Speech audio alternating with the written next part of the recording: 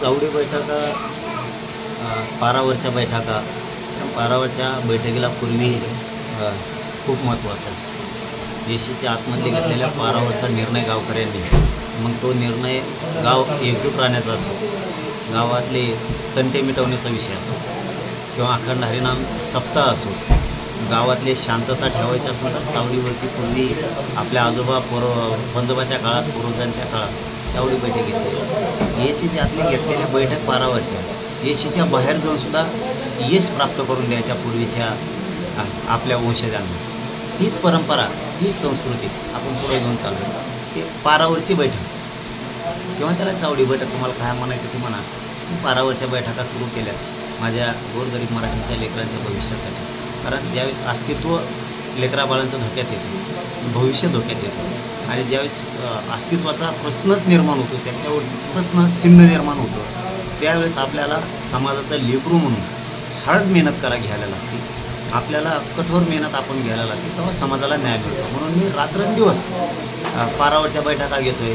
आता काल बीड जिल्ह्याच्या बाँड्रीवरती, आज धाराशिवच्या आणि सोलापूर जिल्ह्याच्या बाँड्रीवरती कारी गावात पारावरची बैठक अचानक ठेवली. मी अचानक घेतो, पूर्वकल्पना अर्धा घंटासुद्धा कोणाला दिलेली नाही. डायरेक्ट इथं आलो आणि एकाएकी गाव पळायला लागलं आणि ती वाऱ्यासारखी वाढता सगळ्या जिल्हाभर पसरली की अचानक आल्यापासून. माझ्या समाजासाठी काम करतो एकजूट करण्याचं. 29 ऑगस्टला आम्हाला मुंबईला जायचं आणि आमच्या लेकराबाळाचं आयुष्याला त्यांना आरक्षण लागते, ते मिळवण्यासाठी तयारी पूर्ण सुरू आहे, ताकदीनं पूर्ण राज्यभर सुरू. धाराशिव जिल्ह्यात हजारो नोंदी सापडल्या, त्यातील काही कुणबी बांधवांनी व्हॅलिडिटी ऑफिसला रीतसर अर्ज केले व्हॅलिडिटी मिळावी म्हणून. SCBC या सर्व कुणबी नोंदी असतील, हजारो बांधवाच्या त्या ठिकाणी 6-6 महिने झाले व्हॅलिडिटी दिली जात नाही त्या अधिकाऱ्यांकडून. मला कळालं आहे, आपल्या धाराशिवच्या जिल्ह्यात आल्याच्यानंतर जिल्ह्याच्या बांधवांनी मला सांगितलं की असे प्रकार व्हायला लागले आणि ते सत्य पण आहे.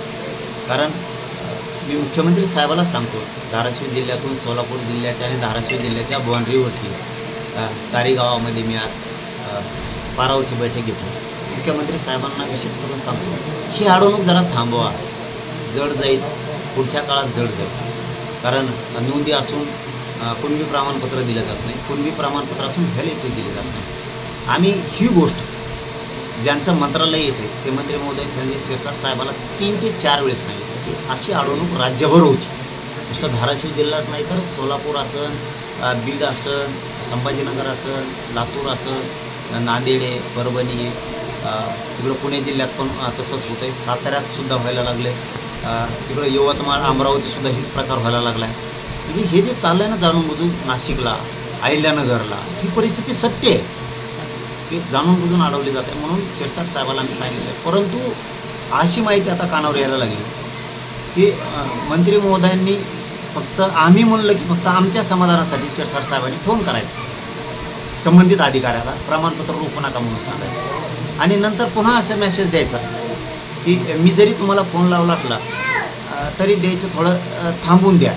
म्हणजे मराठ्यांच्या पोराचं ॲडमिशन उकलं पाहिजे, मराठ्यांच्या पोरांची नोकरी उगली पाहिजे, त्यावेळेस व्हॅलिडिटी द्यायची. ॲडमिशनला बी असेल तरी नोंद असली तरी कुणबी प्रमाणपत्र द्यायचं नाही, तिचं ॲडमिशन किंवा नोकरी हुकली पाहिजे असा संदेश दिला जणू. असं अंधारातून माहिती मिळायला लागली. तसे काही अधिकारीच बोलायला लागलेत, काही अधिकारी स्पष्टपणानंच बोलायला लागलेत की मंत्री महोदयच असं सांगतायत. मग का शिरसाट साहेब एककडून मराठ्यांची मनधरणी करतायत आणि दुसरीकडून मराठ्यांच्या पोराचं वाटोळ करायचं पण काम करतायत की काय, अशी आता शंका यायला लागली.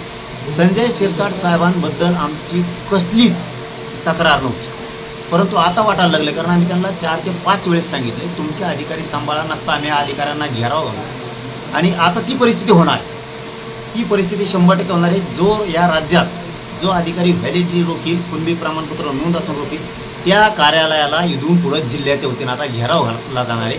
आणि याला जबाबदार संबंधित मंत्रालयाचे संजय शिरसाट साहेब असणार आहेत. कारण त्यांचेच काही अधिकारी म्हणते, त्यांना जर नाव पाहिजे असेल शिरसाट साहेबाला तर आम्ही नावसुद्धा द्यायला तयार. ते अधिकारी आता अंधारातून सांगायले की मंत्री सांगतात आम्हाला ते थोडं थांबवून दे, लेट करून दे, म्हणजे तुम्ही आमचे पोरं मारायला निघालात. म्हणजे याच्यात मंत्र्यावरती सुद्धा आता मराठ्यांना राज्यातल्या संशय यायला लागला.